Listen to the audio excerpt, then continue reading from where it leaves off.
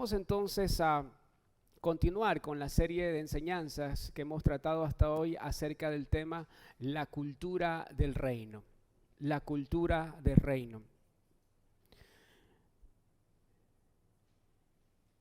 Asegúrese por favor de que sus teléfonos estén en modo avión, en modo iglesia, mejor dicho.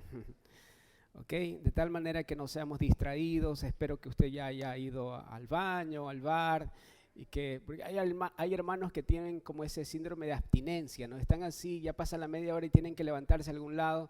Pues bueno, reprenda ese espíritu y sujete sus pensamientos, sus emociones a la palabra de Dios, porque es la palabra de Dios la que nos convoca, ¿sí? Es la palabra de Dios la que nos convoca.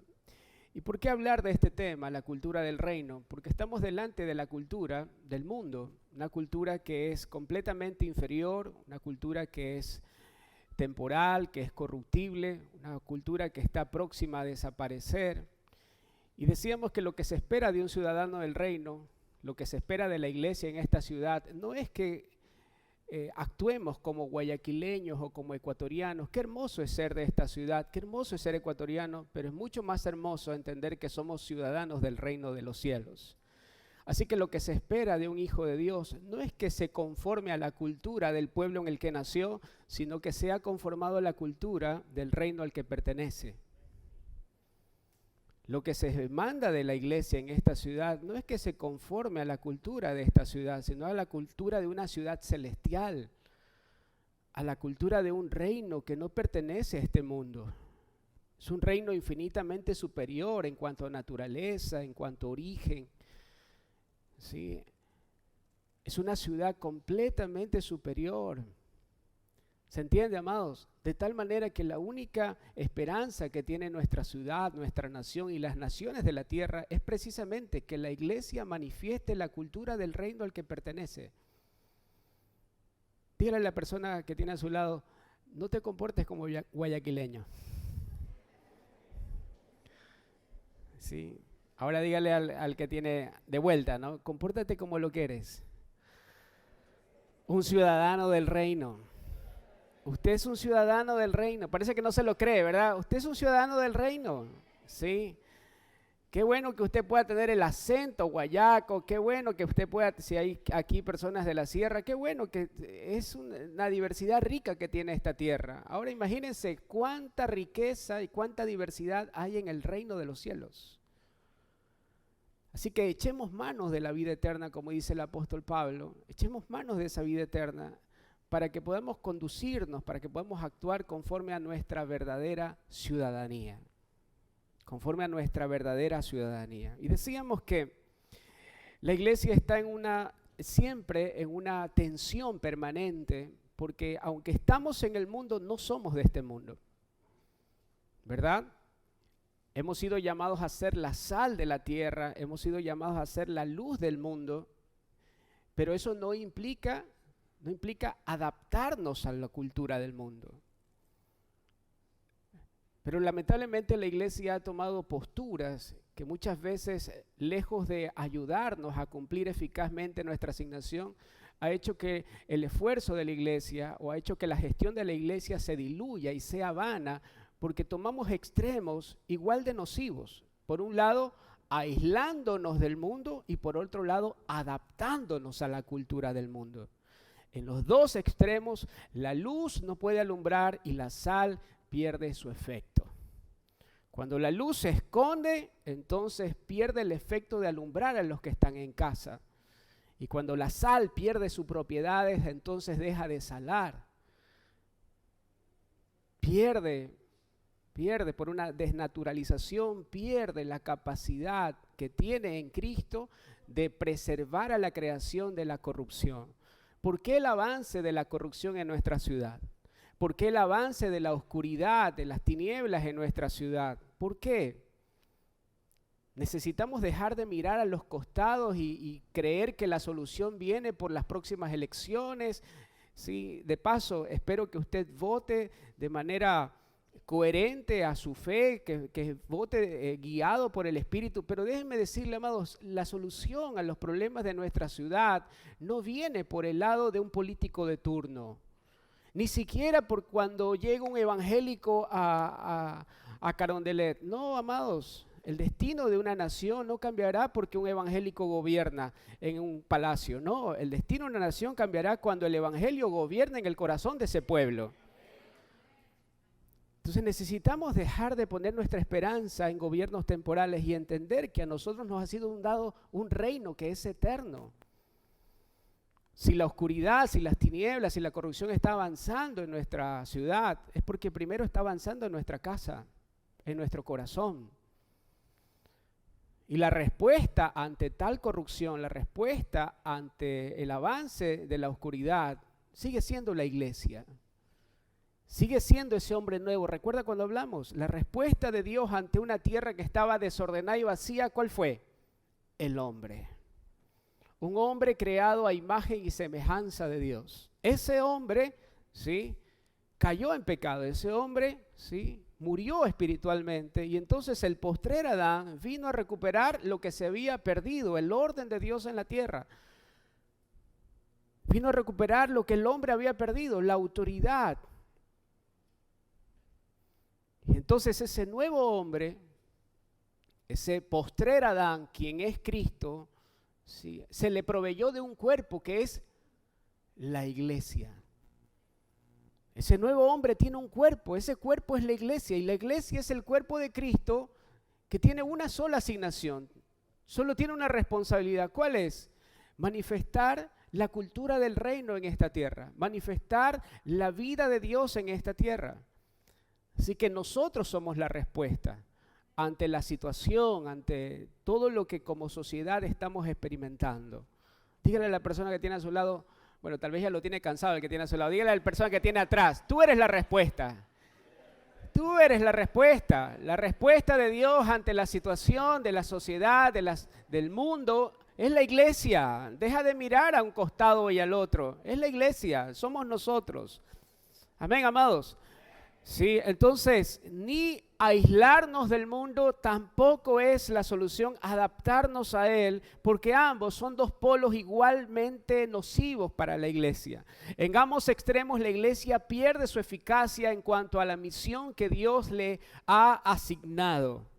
Miren esta expresión del apóstol Pablo: pongan su mirada en las cosas de arriba. Pongan su mirada en las cosas de arriba. Menos mal mi esposa no atendió esta instrucción, porque si no, no me hubiese casado yo, ¿verdad? Pero no está hablando de eso.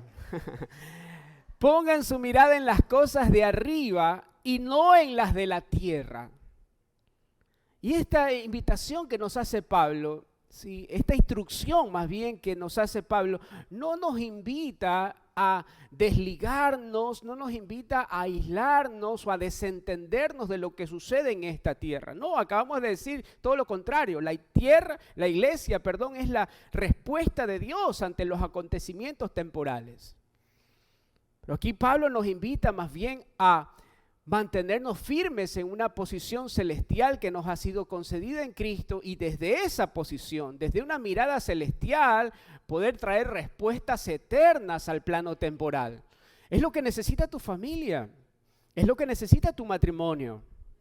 Tu matrimonio necesita ver todas las cosas como Cristo las ve. El ver a tu esposo no como aquella persona viciado de errores, aunque a veces pareciera que sí, ¿verdad? Pero ver a tu esposo, a tu esposa, tal y como Dios lo diseñó. Esa mirada celestial va a traer la respuesta oportuna al hogar. Esa mirada celestial va a traer lo que en la carne jamás vamos a poder resolver. Bueno, la mirada celestial, la perspectiva divina va a poder resolverlo.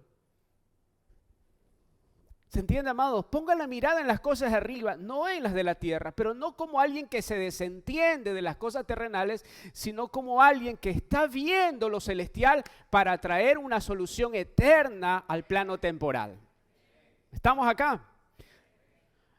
Aquí el apóstol no está fomentando el aislamiento de la iglesia o la demonización total de la cultura terrenal. Todo es del diablo, por lo tanto, haz tus maletas que nos vamos. No, amados, no podemos desentendernos. Ese es el pensamiento de una iglesia inmadura. ¿Cómo tú mides madurez? ¿Cómo alguien puede medir madurez en una persona? Una sola respuesta, una sola palabra: responsabilidad. En la medida que asumimos nuestras responsabilidades, en esa misma medida estamos madurando. ¿Cómo usted determina la inmadurez en alguien? Bueno, porque se le asigna algo y no responde por esa asignación. Bueno, una iglesia inmadura está empezando en irse en lugar de asumir su responsabilidad que tiene delante de Dios y del mundo. ¿Cuál es? Preservar la creación de la corrupción, alumbrar, ser la luz y la sal de esta tierra. Entonces, ante la inmadurez de una iglesia que se resiste a cumplir con su responsabilidad, su asignación, el mundo queda sin esperanza. Pablo no nos está diciendo que debajo del cielo todo es del diablo. No, lo que Pablo nos está diciendo es que la creación, el mundo como creación, solo tiene una esperanza, y es una iglesia enfocada en lo eterno. Es una iglesia enfocada, que no se distrae por cuestiones temporales, que no corre en función de lo temporal. ¿Recuerdan cuando hablamos de Eclesiastés, correr tras el viento? Bueno, eso podemos esperar delante de alguien que no conoce al Señor, pero alguien que ha conocido a Cristo, todo lo temporal pierde su valor. Empezamos a valorar aquello que tiene un valor eterno. Entonces, cuando la iglesia está enfocada en aquello que tiene valor de eternidad, entonces la iglesia se convierte en una respuesta divina ante las situaciones de la tierra. Más bien, Pablo nos anima a pensar en términos celestiales para actuar eficazmente en el mundo. Miren lo que dice Hechos capítulo 1 y verso 8. Hechos capítulo 1 y verso 8, por favor. Pero cuando venga el Espíritu Santo, y sabemos nosotros que ya vino, ¿verdad? Hace 2000 años, pero cuando venga el Espíritu Santo sobre ustedes, recibirán poder. Diga conmigo, poder. Poder es la capacidad, poder es la habilidad. Poder ahí podemos traducirlo también como la naturaleza de Dios en nosotros para cumplir con su voluntad aquí en la tierra. Recibirán la capacidad, el poder, la habilidad, la naturaleza de Dios. ¿Para qué? Para ser mis testigos. ¿En dónde? ¿En dónde? Primeramente Jerusalén. Jerusalén representa tu tierra. Jerusalén representa tu casa. Es el primer escenario en donde debemos ser testigos de Cristo. Has recibido la autoridad y poder, has recibido el mandato, la orden, pero también la capacidad y la habilidad para ser testigo de Cristo en tu casa, en Jerusalén, así como en Judea, en Samaria y hasta los confines de la tierra. ¿Dónde es el escenario? ¿Cuál es el escenario en donde nosotros debemos ser testigos de Cristo? Aquí en la tierra. Aquí en la tierra. Se espera que la iglesia sea testigo de Cristo aquí en la tierra, no en el cielo. Es aquí en la tierra. Si bien es cierto, no somos del mundo, pero nuestra asignación está en el mundo. No se desentienda de la realidad que le rodea. Cuidado, y nos estamos haciendo como esos evangélicos, ¿verdad? Que nadie en el barrio, nadie les saluda, cuidado, te contaminas con todo lo que te rodea. Amados, si usted no está haciendo luz y sal en lugar en donde usted, por la gracia de Dios, está administrando, quiere decir que no está asumiendo con responsabilidad lo que Dios le confió. En su profesión, si eres médico, si eres ingeniero, si eres arquitecto, lo que se espera es que en ese lugar brilles con la luz de Jesús. Que en ese lugar la corrupción no avance. ¿Sabes por qué? Porque la sal preservará todo aquello para que no se pierda. Toda la autoridad y el poder que nos ha sido delegado en Cristo Jesús es para que la iglesia sea su testigo aquí en esta tierra. Del mismo modo, Pablo nos exhorta a poner nuestra mirada en las cosas de arriba para poder ser efectivos en nuestra tarea de salar la tierra y de alumbrar el mundo. Miren lo que dice. Así también Pablo nos invita, nos exhorta a no adaptarnos al sistema del mundo, sino a ser transformados mediante la renovación de nuestro entendimiento. ¿Para qué? Para que podamos comprobar, no solo leer en la Biblia. Miren, lo más triste en la vida de un evangélico es leer en la Biblia todos los días cuál es su herencia, todo lo que Dios hizo por nosotros, todo lo que nos ha sido dado en Cristo y no estar comprobándolo en la vida.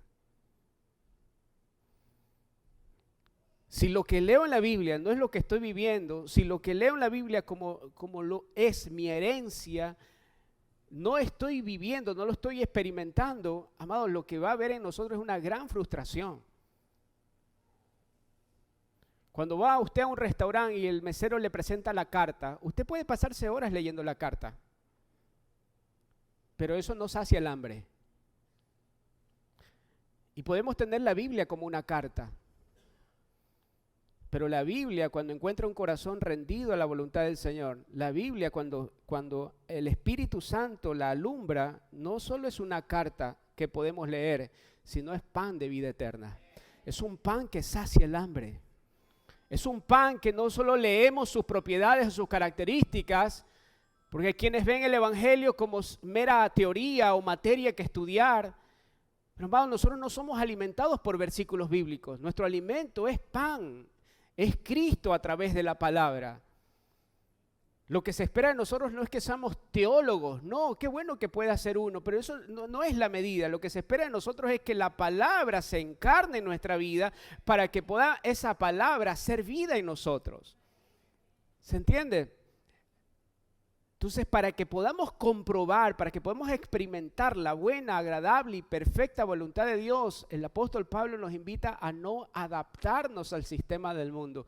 Porque de lo contrario, si nos adaptamos al sistema, lo que comprobaremos en nuestra vida no será diferente a lo que experimenta la vida de aquellos que no conocen a Dios. La realidad de mi familia no es diferente a la realidad de esa familia que no conoce al Señor. Entonces, ¿qué es lo que está fallando? ¿El Evangelio? No, lo que está fallando es que nos hemos adaptado a su sistema. Nos hemos adaptado a una cultura que estamos llamados no precisamente a ser uno con Él, sino a transformarla. ¿Se fueron los amén? Entonces, la iglesia está en una tensión permanente entre no aislarse del mundo y tampoco adaptarse a él. El salirnos de este balance dará como resultado dos modelos de iglesia que no corresponden al modelo de Dios. Y quiero dedicar estos minutos que me quedan, que son bastantes, no se haga ilusión, ¿sí?, a tratar en primer lugar de un modelo de iglesia. Si lo podemos llamar así, existen muchos modelos y no es que o es uno o es lo otro, porque en la mayoría de congregaciones, y también esta, ¿sí?, habrá quienes abracemos un poquito de cada modelo. ¿Sí? Hay modelos híbridos en donde tenemos una parte de legalismo y otra parte de libertinaje. ¿Sí? Así que mírenlo con sospecha al que tiene a su lado, porque tal vez es un legalista en recuperación, ¿sí?, o es alguien que ha tomado la gracia de Dios como licencia para el libertinaje. Así que en toda congregación, ¿sí?, en toda congregación hay una pizca de una cosa y otra pizca de otra, ¿ok? Pero vamos por efectos de estudio solamente, vamos a discriminar y vamos a presentar algunos modelos, ¿sí?, algunos modelos de iglesia que no corresponden. Estoy hablando no de la iglesia de Cristo, estoy hablando de la iglesia evangélica, ¿verdad? Entonces, algunos modelos que no necesariamente no se ajustan al modelo o al diseño de Dios. El primero de ellos es una iglesia legalista. Una iglesia legalista. Una iglesia legalista. Muchas veces utilizamos esta herramienta, ¿verdad?, para definir lo que es, primero describir lo que no es. Una iglesia legalista, cuando viene esta palabra o esta expresión delante de nosotros, inmediatamente imaginamos, es una iglesia, es una congregación que se reúne en un lugar antiguo, en donde todos se visten de determinada manera, pero no vamos a hablar de la forma, de algo externo, sino de la esencia. Entonces, una iglesia legalista no es necesariamente una iglesia que se reúne en un edificio antiguo. Una iglesia legalista puede tener un auditorio muy moderno. Así que no es necesariamente una iglesia que se reúne en un edificio antiguo. Una iglesia legalista no es necesariamente una iglesia en donde se cantan himnos.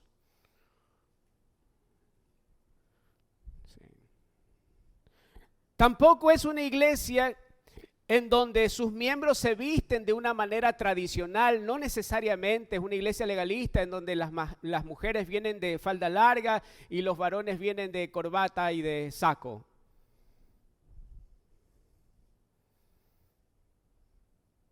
¿Sí? Luego vamos a ver la iglesia libertina, pero podemos tener pantallas y podemos vestirnos a la moda y tener auditorios muy modernos y estar viciados de legalidad, de legalismo. Así que no defina algo por la forma o por la envoltura. ¿La envoltura es importante? Sí lo es. Sí lo es. Pero no define a la persona. No define a la iglesia. Una iglesia legalista no necesariamente se reúne en edificios antiguos, no necesariamente es una iglesia donde se cantan himnos y tampoco es necesariamente una iglesia en donde sus miembros se visten de una manera tradicional. Una iglesia legalista es una iglesia que puede funcionar en un edificio moderno, que puede cantar canciones contemporáneas. Es una iglesia en donde sus miembros pueden vestirse a la moda, pero su centro no es Cristo, sino la ley. Y de paso una distorsión de la ley. Es lo que se define como legalismo. Es tomar ciertas partes de la ley que aparentemente convienen, ¿sí?, a intereses personales o a intereses de una religión.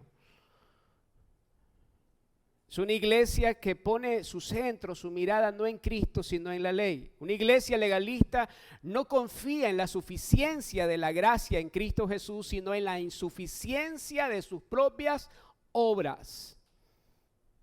Es una iglesia en donde siempre hay un activismo permanente, donde cada uno trata en sus propias fuerzas, en sus propios esfuerzos, en las obras de la carne, llegar a un mayor nivel de espiritualidad, sin entender que jamás las obras de la carne pueden vestirse o pueden graduarse de espiritualidad.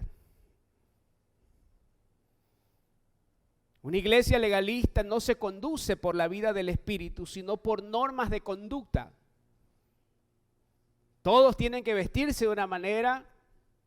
Todos tienen que saludar de una manera. Por eso cuando usted entra a ámbitos legalistas y usted no saluda como la gente espera, la gente no sabe qué hacer. Y usted le dice solamente buenos días y todo el mundo se queda callado. Porque está esperando ¿quién vive? Ya su reino. Ya hasta me olvidé. Qué bueno. Eso quiere decir que estoy en recuperación.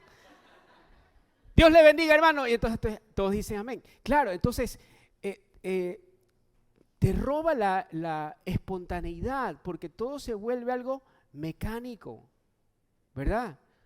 He estado en ambientes donde uno no dice, si no dices Dios te bendiga, si no saludas así, ¿y será que es pastor? ¿Y será que es cristiano? Entonces para calmar los ánimos tienes que decir Dios le bendiga, hermano. Pero eso no pasa aquí, ¿verdad?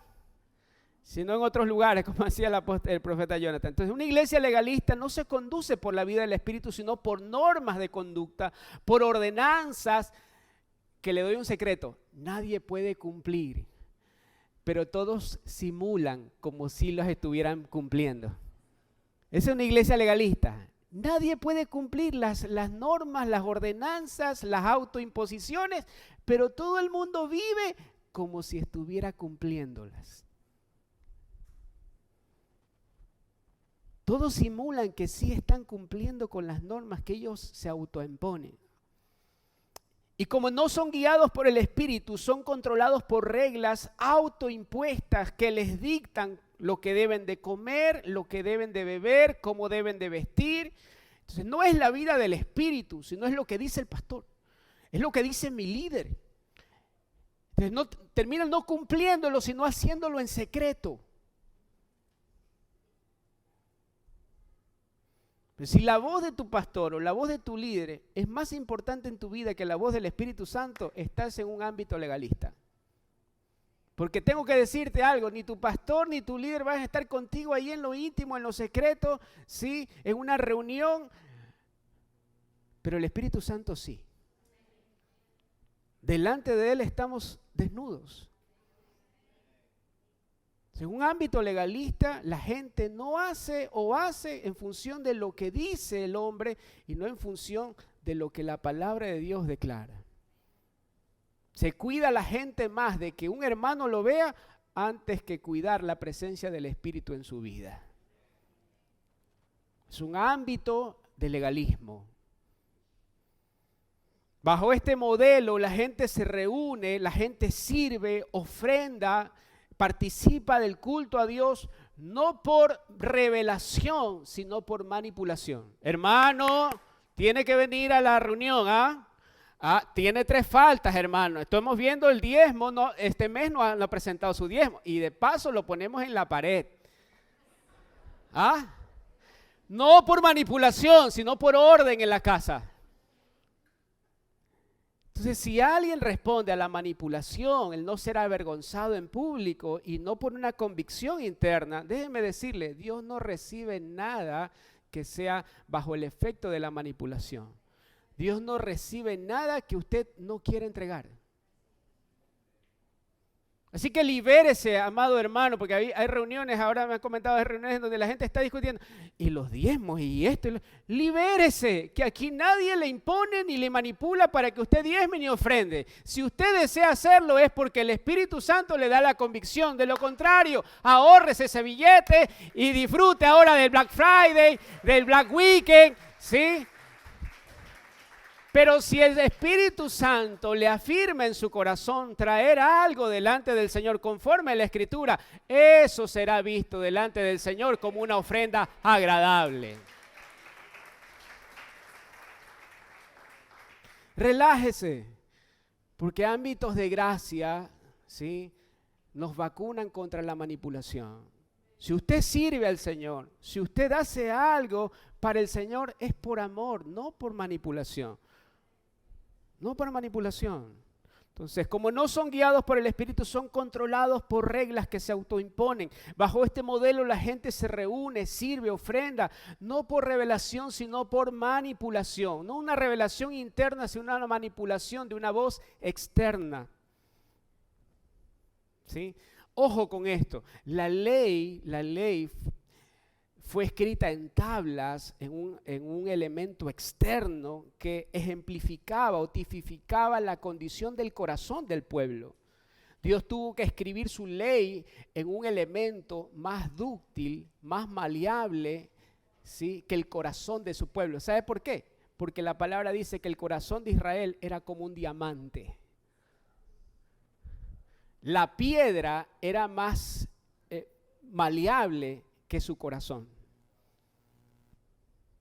Entonces, cuando tenemos hermanos que, ¿dónde está que yo tengo? Claro, eso no es una falta de versículo, eso es dureza de corazón. ¿Se entiende, amados? Entonces, la propuesta del corazón es la que nos lleva a servir. La propuesta del corazón es la que nos lleva a participar del servicio, del culto a Dios, de la ofrenda al Señor. La ley fue dada en tablas porque estaba esa ley delante de un pueblo que era esclavo del pecado. Sus corazones estaban endurecidos por el pecado. Pero a nosotros no nos fue dada una ley en tablas, a nosotros nos fue dada la ley que fue escrita por el Espíritu de vida en nuestro corazón. Por eso el Señor, esa es una de las primeras obras de este nuevo pacto en nosotros, que nos dio un corazón nuevo. Nos dio un corazón de carne y no de piedra. Amén, amados. Nos fue dada la ley del Espíritu de vida y donde está el Espíritu de Dios, ahí hay libertad.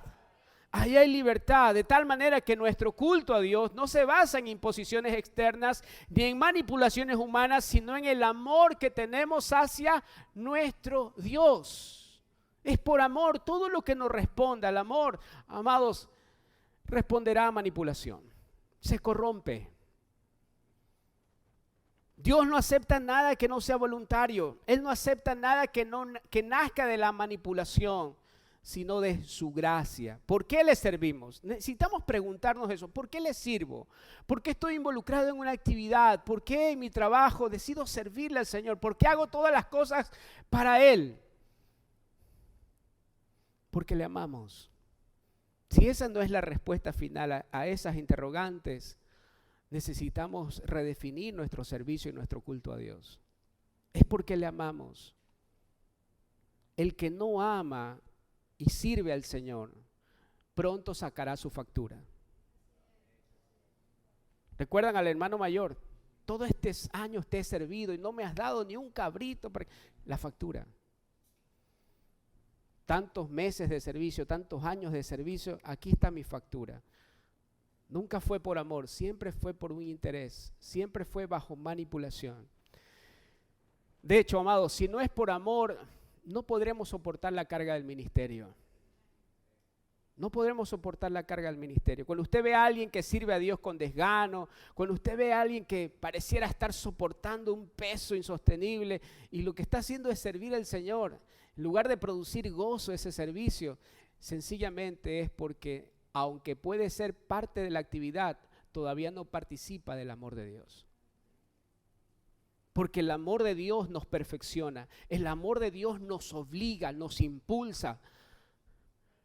¿Por qué hay hermanos que son tan productivos en su vida cristiana? Sencillo, porque aman. Porque aman. ¿Por qué hay hermanos que pueden pasar 20 años y no se involucran en nada? Sencillamente, no es falta de tiempo, es ausencia de amor. Es ausencia de amor. Su amor nos impulsa, dice la palabra, su amor nos obliga, nos constriñe, pero la falta de amor nos estanca. Entonces, donde ustedes vean una iglesia centrada en la ley, ahí no está el Espíritu, porque la ley y el Espíritu son dos ministerios que operan en pactos distintos. Dios no hace mezcla de pactos. Son dos ministerios que operan en pactos distintos. Uno es para condenación y el otro es para redención. El objetivo de la ley era que el pueblo de Dios entienda que no podía cumplirla. El objetivo de la ley era llevarlos a la necesidad de un Salvador. Entonces, cuando tomamos la ley, lo que estamos diciendo es, no te necesitamos, Cristo. Porque yo puedo cumplir con los requerimientos, yo puedo cumplir con los mandamientos de Dios. Pero esa no era la finalidad de la ley. La finalidad de la ley es que el pueblo entienda que toda la serie innumerable de sacrificios no podían perfeccionarlos, por lo tanto necesitaban un sacrificio perfecto, que no era el de ellos, sino el del Cordero de Dios, que quita el pecado del mundo. No podemos combinar los dos pactos, no podemos combinar ley y gracia porque terminamos dejando sin efecto a los dos. La ley no puede combinarse con la gracia y la gracia no puede mezclarse con la ley. 2 Corintios 3:4, miren lo que dice. Y tal confianza tenemos mediante Cristo para con Dios. Él es nuestra confianza.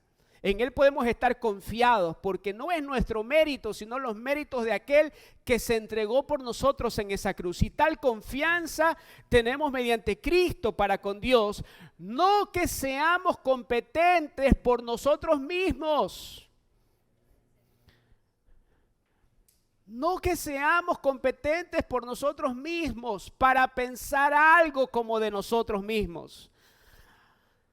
¿Sabe cómo Pablo define las competencias humanas en él? Las competencias que por el legalismo, por el fariseísmo al cual fue él sumergido durante gran parte de su vida. Él llega a una conclusión con todos sus títulos y con todos sus reconocimientos. Y él dice, todo esto para mí es basura. Todo esto para mí es basura. Doctorado, masterado, todo esto para mí es basura. ¿Por qué? Porque lo compara con la excelencia de conocer a Cristo Jesús, mi Señor, por el amor al cual lo he dejado todo. Y por favor, esta no es una oda a la falta de preparación. No, sé el mejor en tu profesión, que tengas la pared llena de títulos, pero que todos ellos no opaquen la gloria de Cristo. Que sepas que todo lo que eres es por la gracia de Dios y no por los méritos personales.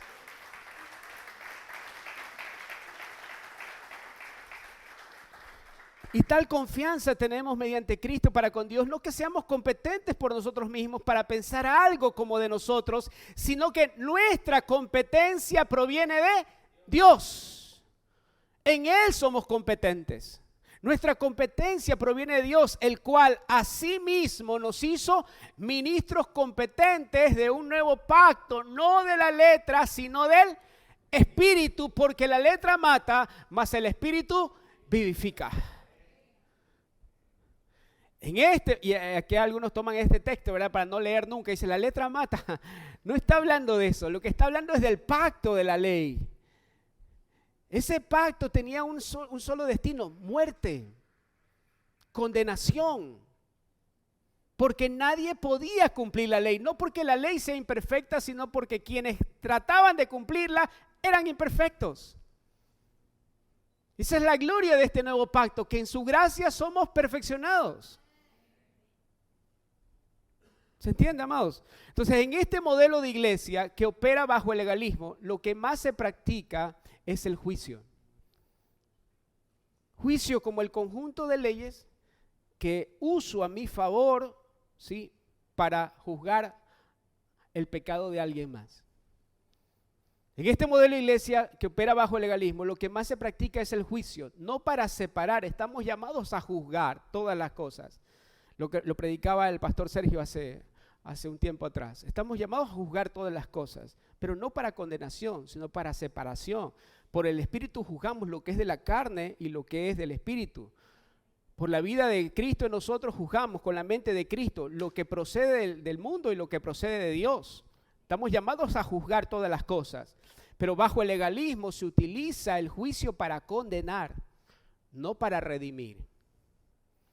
Legalismo como multitud de leyes.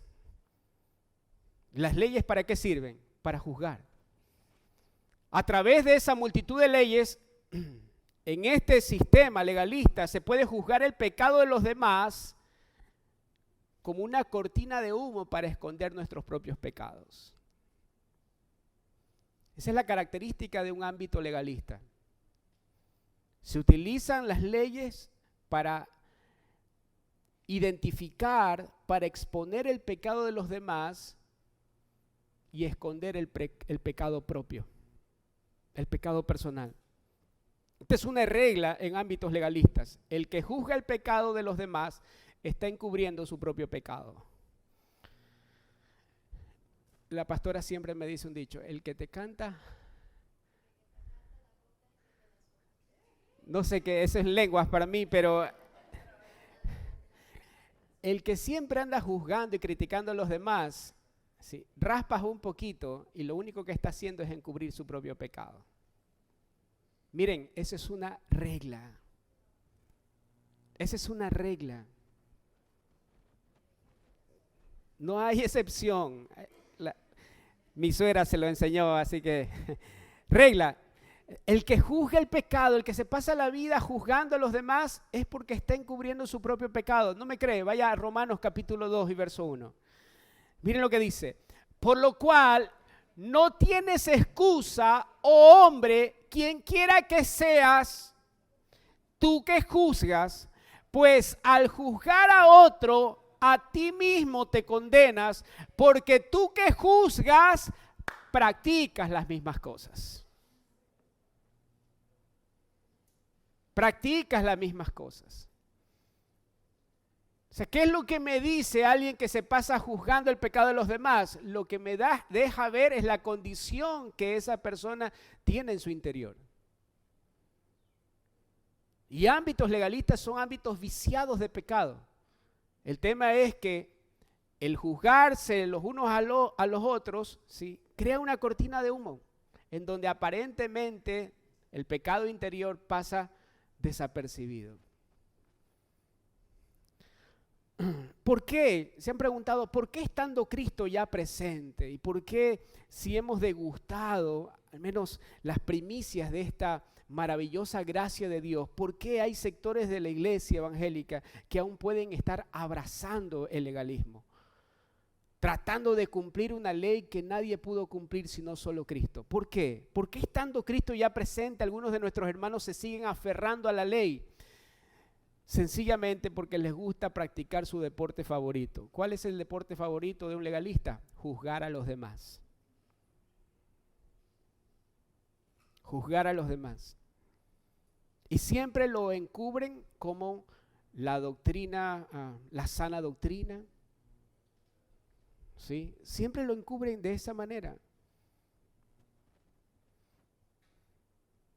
Muy pocas veces se dan las caras en ese tipo de páginas.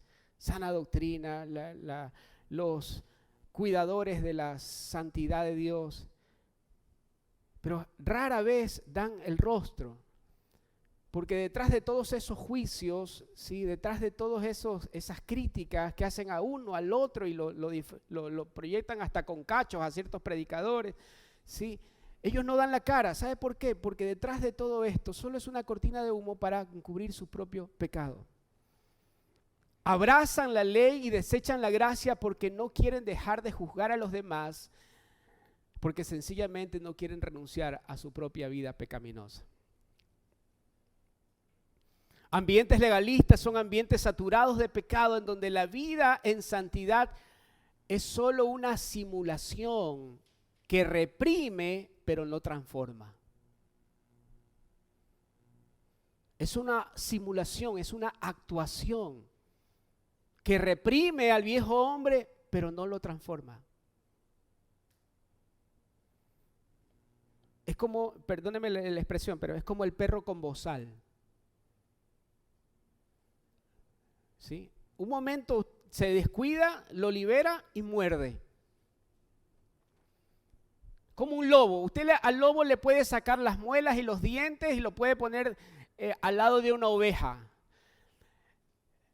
La va a licuar, pero se la va a terminar comiendo. Esos son ámbitos legalistas. ¿Sí? Se crean normas de conducta, se crean disposiciones de tal manera, ¿sí? De tal manera que pareciera que todos están en armonía, pero detrás todos están comiendo. Hablan mal los unos de los otros, la murmuración, el sectarismo, ¿se entiende? Entonces, pero las iglesias que abrazan la gracia de Dios no son gobernadas por el pecado, porque la gracia no encubre el pecado, sino que desnuda nuestras debilidades. ¿Para qué? Para que pueda operar en nosotros el poder que hay en Cristo. Para que pueda operar en nosotros la vida del santo y que nosotros seamos capacitados, habilitados para vivir en una genuina santidad. Ambientes viciados de legalismo, todo el mundo encubre su pecado. ¿Cómo está, hermano? En gloria. En gloria. ¿Y el matrimonio? Santo. Pero ambientes sumergidos bajo la gracia de Dios. Pastor, estoy pasando por esta situación. Pastor, mire, estoy atravesando esta tentación. Porque en ambientes de gracia exponemos nuestra debilidad. ¿Para qué? Para ver el poder de Dios operando en su iglesia. Amén. Déselo fuerte al Señor.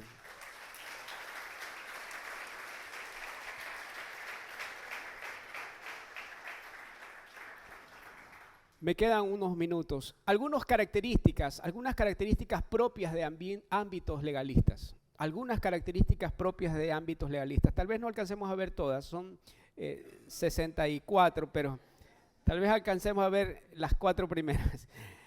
Algunas características propias de ámbitos legalistas. No se crea, son solo 7, usted puede hallar muchas más, pero vamos a tomar como base el texto del apóstol Pablo a los Gálatas, una iglesia que empezando en el Espíritu volvió a las obras de la ley. Si les pasó a los Gálatas, los puede pasar a nosotros. Si le pasó al apóstol Pedro, nos puede pasar a nosotros. Así que abracemos esta palabra. El que crea estar firme, mire que no caiga. Mire que no caiga. Número 1, características propias de ámbitos legalistas. Número 1, la confusión y la perversión del evangelio.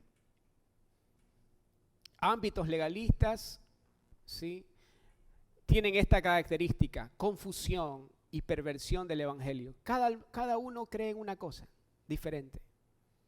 Cada uno cree en una cosa diferente. No arribamos a la unidad de la fe, a un criterio corporativo, sino cada uno cree una cosa diferente. Hay confusión, impera la confusión, imperan las doctrinas, ¿sí?, tergiversadas para consumar un evangelio pervertido, un evangelio diferente, distinto, como lo dice Pablo. Gálatas capítulo 1 y verso 6. El título de esta porción es No hay otro evangelio, en mi versión. No hay otro evangelio.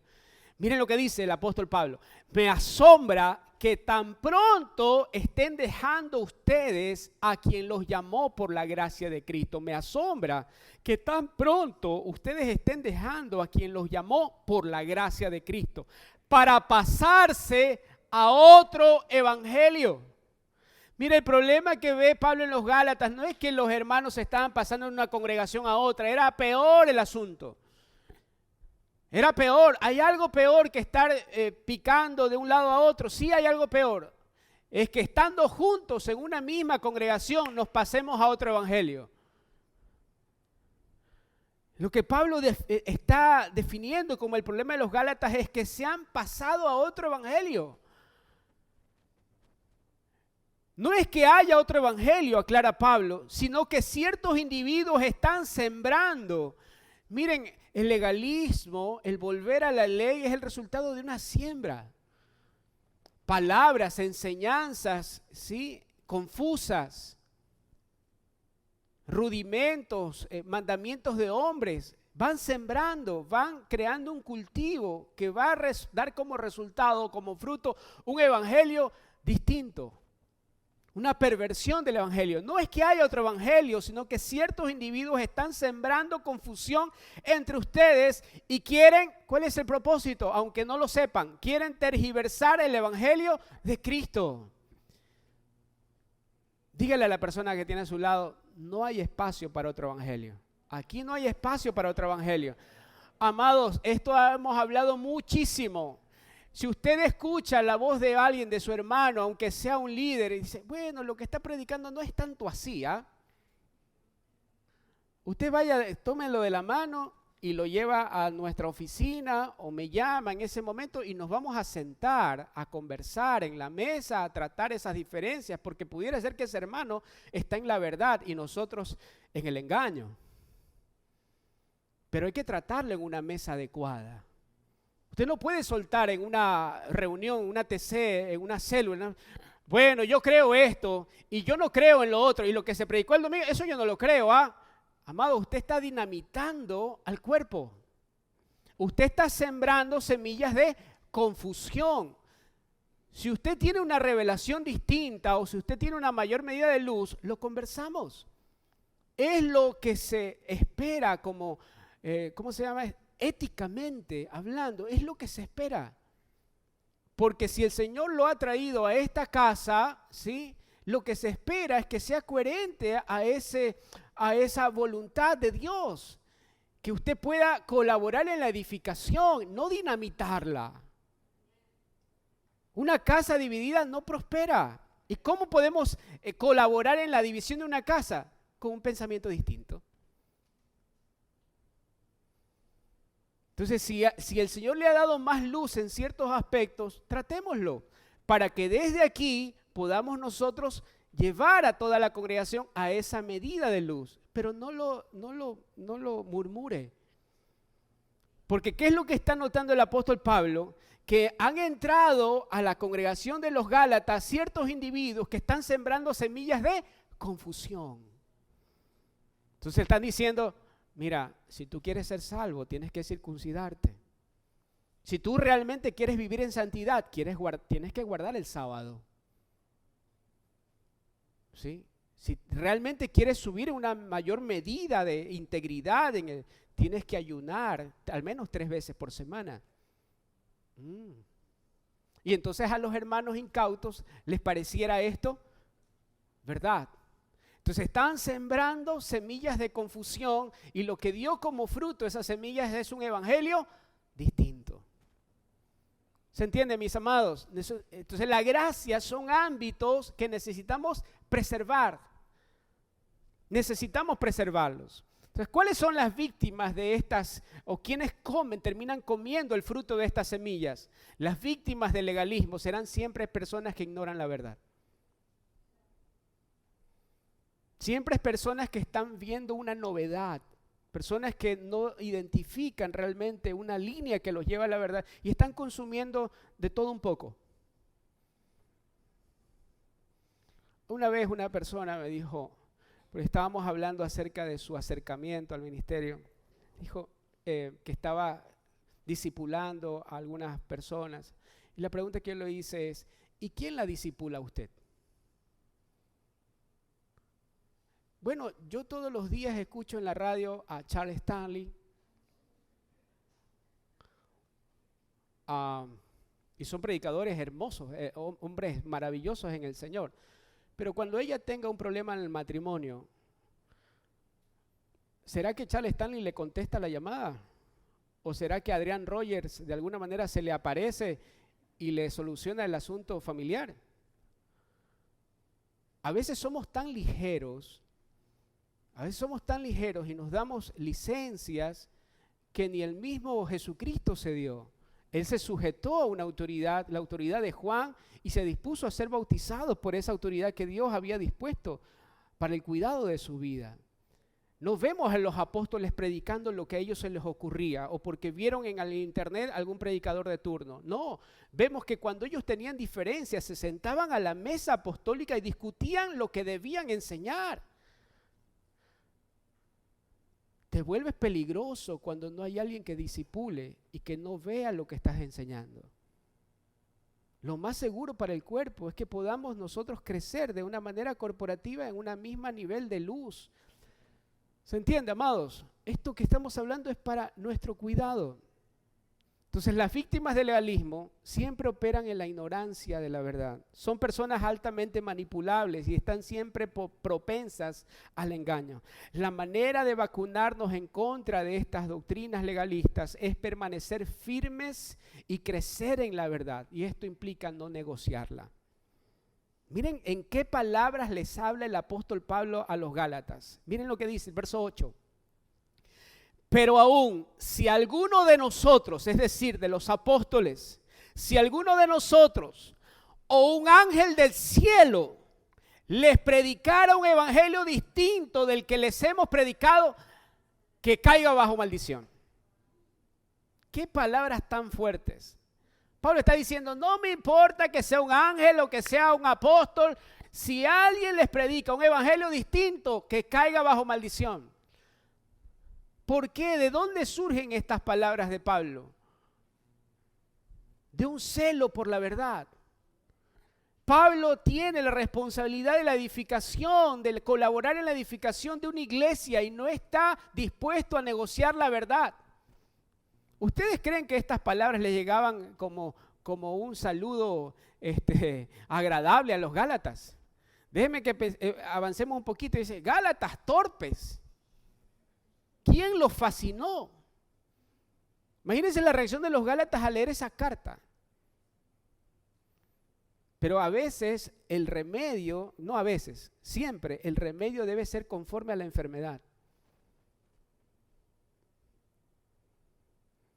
¿Sí? ¿Se entiende? Entonces, ámbitos de gracia necesitan también firmeza para vacunar al cuerpo en contra de doctrinas que puedan introducirse y llevarnos nuevamente a las obras de la ley. Si alguno de nosotros, un ángel del cielo, les predicara un evangelio distinto que les hemos predicado, que caiga bajo maldición, como ya lo hemos dicho, ahora lo repito. Es decir, esto no era algo de la efusividad, no, es algo que ya Pablo había anunciado con anterioridad. Dice, si alguien les anda predicando un evangelio distinto del que recibieron, otra vez, que caiga bajo maldición. ¿Me soportan hasta la número 2? Número 2, gracias. Ámbitos legalistas son ámbitos de esclavitud. Ámbitos legalistas son ámbitos de esclavitud. Esto lo vamos a ver. Sí, son ámbitos de esclavitud. Son ámbitos en donde una persona que está delante de usted o al cuidado de su crecimiento espiritual le va a decir, no diga, no haga, no coja, levante las manos, baje las manos, siéntese. Como decía hace un momento la pastora, lo recordaba. Entonces la iglesia responde a estímulos externos. Y claro, muchas veces, y a veces el pastor Jorge o quien les habla, nos vemos como en la responsabilidad de hacer que la iglesia responda. Pero otra cosa es tratar de manipular las emociones del pueblo. No aquí, allá en otro lado. Ni siquiera me pregunte dónde pasa. Pero hay lugares en donde se adiestran a los pastores, ¿sí?, para tocar las emociones en el momento de la ofrenda. Son ya normas con estadísticas. En tal momento tienes que recordarles tu origen humilde, tu origen escaso. Y entonces cuando el Señor te habló y tú decidiste pactar, entonces vino una prosperidad. ¿Y cuántos dicen amén a eso? ¿Y cuántos quieren recibir de eso? Entonces es como las novelas o las películas. Usted no sé si sabe, pero está estadísticamente comprobado que en el capítulo 3 pareciera que muere el principal, pero algo pasa y sobrevive. O en el capítulo 5, que era pobre, se da cuenta que el padre era multimillonario. Eso es una regla, eso ya es algo preestablecido. ¿Dado para qué? Para que la gente se enganche y se manipule su voluntad. ¿Se entiende, amados? Entonces, ámbitos legalistas son ámbitos que esclavizan la voluntad del auditorio. En donde todo está dado para que la gente tenga una experiencia sensorial, ¿sí?, y no un testimonio del Espíritu que transforme nuestra vida y que renueve nuestra mente. Miren lo que dice, y con esto termino, Gálatas capítulo 2, verso 4. Gálatas capítulo 2 y verso 4 dice: el problema era que algunos falsos hermanos se habían infiltrado entre nosotros. ¿Para qué? Para coartar la libertad que tenemos en Cristo Jesús, a fin de esclavizarnos. ¿Qué es lo que buscan estas doctrinas que quieren volvernos al esfuerzo de la carne? Que quieren volvernos nuevamente a tratar de cumplir una ley que nadie cumplió. ¿Qué es lo que buscan? Volver a esclavizarnos. Secuestrar nuestra mente y nuestra voluntad. Porque ese es un punto que vamos a ver luego. Ámbitos legalistas nos quitan la capacidad de pensar. Pues un ambiente de gracia nos devuelve la mente. Nos devuelve a la capacidad de saber por qué hago lo que hago. De entender, de hacer las cosas con entendimiento y no a ciegas. Y no es que yo necesito entender a Dios para obedecerle. No, es que obedeciéndole Él me da entendimiento de las cosas que hago. El problema, dice Pablo, era que algunos falsos hermanos se habían infiltrado entre nosotros para coartar la libertad que tenemos en Cristo a fin de esclavizarnos. Ni por un momento, dice el apóstol, accedimos a someternos a ellos, pues queríamos que se preservara entre ustedes la integridad del Evangelio. La integridad del Evangelio. Y ahora termino con esto. Colosenses capítulo 2 y verso 16. Léalo conmigo, por favor. Colosenses capítulo 2 y verso 16. Por lo tanto, dice el apóstol, no permitan que nadie los condene por lo que comen o por lo que beben. Si nos cuidamos en la hora de comer, no es por lo que la gente piensa, sino por preservar nuestra salud. No permitan que nadie los condene por lo que comen o por lo que beben, o porque no celebren ciertos días santos, ni ceremonias, o por luna nueva, ni los días de descanso. Pues esas reglas son solo sombras de la realidad y Cristo mismo es esa realidad. No dejen que los condene ninguno de aquellos que insisten en una religiosa abnegación. Y el verso 20 dice, ustedes han muerto con Cristo y Él los ha rescatado de los poderes espirituales de este mundo. Entonces, ¿por qué siguen cumpliendo las reglas del mundo, tales como no toques esto, no pruebes eso, no te acerques a aquello? Esas reglas son simples enseñanzas humanas acerca de cosas que se deterioran con el uso. Podrán parecerse, y fíjense por favor en esta última parte, porque podrán parecer sabias porque exigen una gran devoción, Podrán parecer sabias porque exigen una gran devoción, una religiosa abnegación y una severa disciplina del cuerpo, pero este es el resultado. Pero a una persona no le ofrece ninguna ayuda para vencer los deseos de la carne. Jamás las obras de la carne pueden contrarrestar los deseos de la carne. Ambientes saturados de legalismo son ambientes de un alto nivel de carnalidad, porque se pretende que por las obras de la carne podamos abrazar una vida en santidad, sin entender que la obra de la carne jamás podrá vestirse de santidad. Las obras de la carne jamás podrán graduarse de espiritualidad. Amados, como les dije en un principio, no pretendemos habernos desligado completamente del legalismo. Cada uno de nosotros todavía tiene una porción, pero sí pretendemos seguir avanzando. Sí pretendemos, por la exposición a la verdad, el seguir desligándonos de todo vestigio de legalismo y ser sumergidos cada vez más profundamente en la gracia de Dios. ¿Quieres ponerte de pie? Vamos a orar en este sentido. Porque tal vez como congregación hayamos avanzado un paso más en el disfrute de esta gracia, pero hay mucho más que recorrer. El camino de la gracia es extenso, es amplio. Las riquezas que dispensa esta gracia son inescrutables. Y oramos para que no nos estanquemos. Oramos para proseguir a la meta y experimentar la plenitud de la gracia que hay en Cristo. No sea que pretendiendo haberlo ya alcanzado, retrocedamos. No sea que dándonos por libres de todo vestigio de legalismo,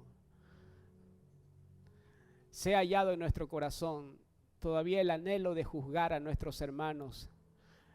Sea hallado en nuestro corazón todavía el anhelo de criticar a quienes, al igual que nosotros, aún están siendo perfeccionados por esta gracia. Papá, déjanos ver la realidad de nuestro corazón. Lejos de jactarnos de haber avanzado un poco más en esta gracia, permítenos, Señor, avanzar por el testimonio que tú das en nuestro espíritu. Avanzar en esta gracia, en la suficiente gracia que tú nos has dado. En esa gracia en donde nuestras virtudes y capacidades palidecen y se hacen nulas. Déjanos, Señor, ver la plenitud que hay en Cristo Jesús. Y libéranos, Señor, sálvanos de nuestra autosuficiencia. Líbranos, Señor, de ambientes tóxicos en donde vivimos una vida de simulación. Y llévanos a vivir, Señor, lo genuino, lo fresco de la vida de tu Espíritu.